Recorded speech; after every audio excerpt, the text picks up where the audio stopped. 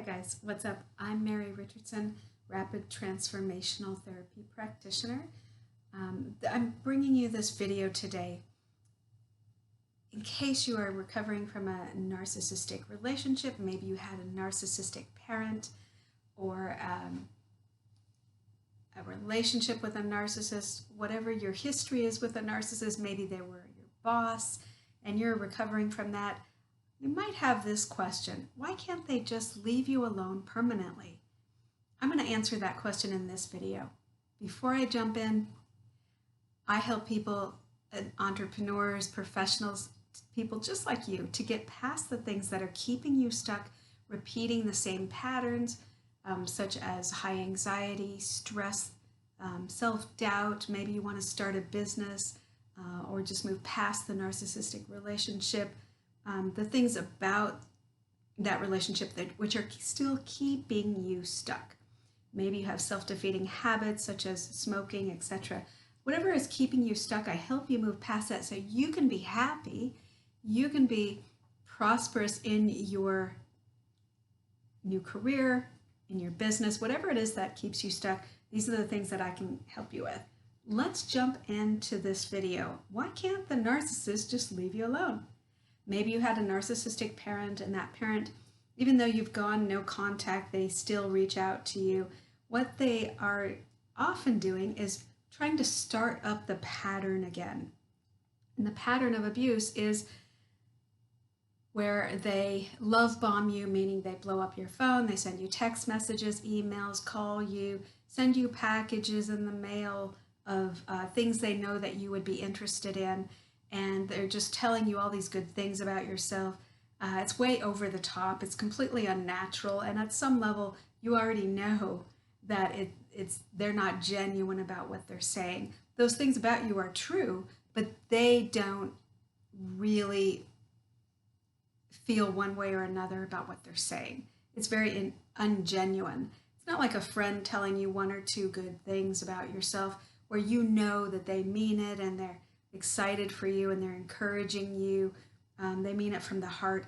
A narcissist will often, they have to love bomb you because they don't feel empathy. So they don't really feel like what it was like for you to overcome those things in your, whatever it was, going through school or in your career or raising a family. They're just love bombing you, what a great parent you are, but they don't really, they don't really think about it too much on a deeper level, even though you are a good parent, I'm sure. My point is, if this is happening to you and you're wondering, why can't they just leave me alone? I've gone no contact. Or maybe you're raising kids with a narcissistic former spouse or partner, and you have limited contact, but they always are reaching out, wanting to dig into your life and find out more about you, what you're doing, etc. The reason why they can't just leave you alone is because narcissists have a deep, deep fear of abandonment. They run their entire life from their ego. So you might think, how can they be really insecure like that? Well, on the outside, all you see is their ego. Their ego is just running their life. They feel they deserve this. They are special, they deserve more, and you've heard it all before, right? So a narcissist wants everyone to believe they are the center of the world, that the world needs them to be in the world, unlike the rest of us who are growing and changing and stretching and striving to be better every day. The narcissist doesn't really get that self-improvement. They see self-improvement as like reading more or maybe, just sort of surface level improvement. They don't see it on a deep scale, like how they treat people. They need to change that. That would never occur to them because in their mind, it's everyone else that needs to change. Everyone else triggers them, or everyone else makes them say mean things. And really, a narcissist, they don't even really believe they're condescending, patronizing. disparaging, they don't really believe that. They will justify it, rationalize it, and they will do it in front of anyone, and whether you're present or not, they don't really feel like anything is. They might know it's wrong, but they don't care. They do it anyway. So the pattern of a narcissist, here's what they do. They need something from you, whether that's attention, time, they need you to do something for them. They need you to constantly reassure them. They need something from you. And it's always attention of some sort. When you pull back and you don't give that to them, what they will do is love bomb you, meaning send what I said earlier, send you, blow up your phone with messages, texts, emails about how great you are, right? And they actually think that everyone is like them. So they're giving you what they think you want, which, fake, fake compliments, I don't know, doesn't really work. So they love bomb you. And then if you do get engaged into the conversation with them, if you do continue with the contact with them, what they do then is they start that pattern. The next thing is devaluing you, patronizing you, condescending you, reminding you of what you cannot do, reminding you of all your failures, and pushing all those emotional hot buttons on you that make you go back to a place of a lot of emotional pain.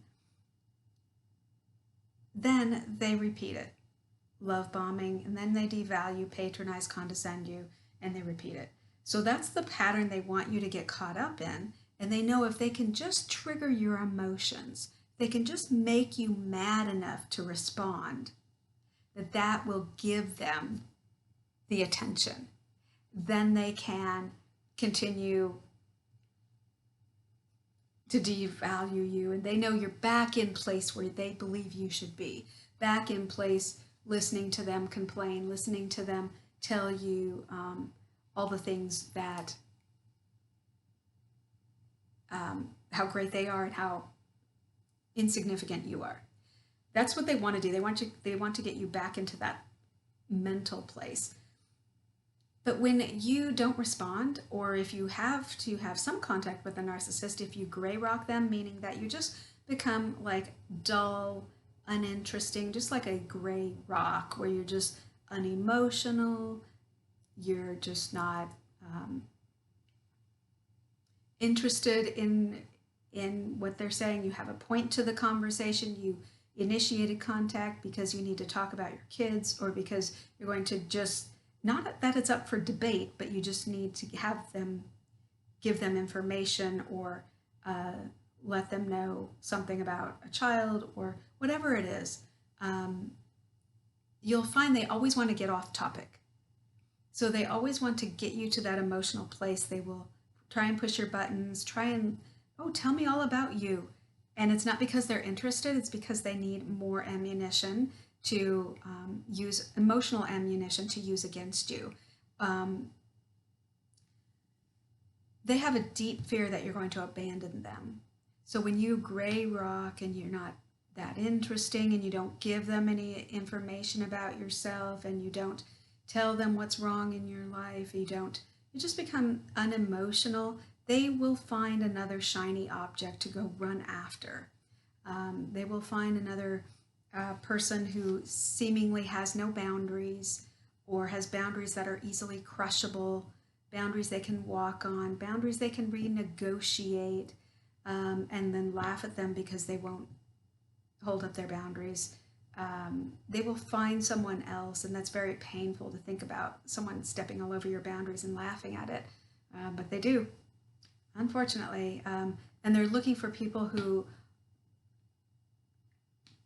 they can easily find out the negative things in their life, so that they can get that narcissistic supply, which is feeding off of everyone's negativity, so that the narcissist feels better about themselves. And they don't care that they reminded you of a painful emotional place that you were in, and then they left you there essentially to sort of relive the pain all over again. They don't care about that. They know what they do is wrong, they just don't care. So why they can't leave you alone is because they don't want to feel unimportant in your life. They don't want to feel that you've forgotten about them, that you don't need them, that you have abandoned them, that they are totally and completely insignificant in your life. They can't emotionally handle that, so they want to trigger you, make you mad, so you react, and then they can play the victim. Oh, you got mad at me. See, I told you that this, that, and the other, whatever they can make up, right? Or if you just don't engage with them,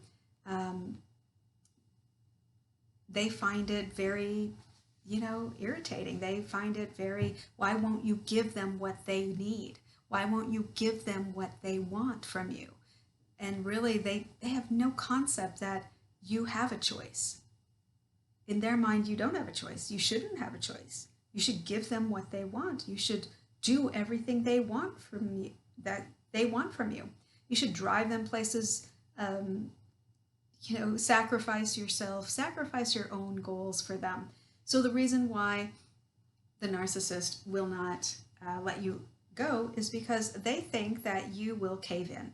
They think that you will lower your boundaries, get emotional, and they have a deep fear of abandonment. So I hope this answers that question. I will see you in the next video. I'm Mary Richardson, Rapid Transformational Therapy practitioner. I help professionals and entrepreneurs to get past those things that keep you stuck so that you can be happy and be the best version of your life. I'll see you in the next video.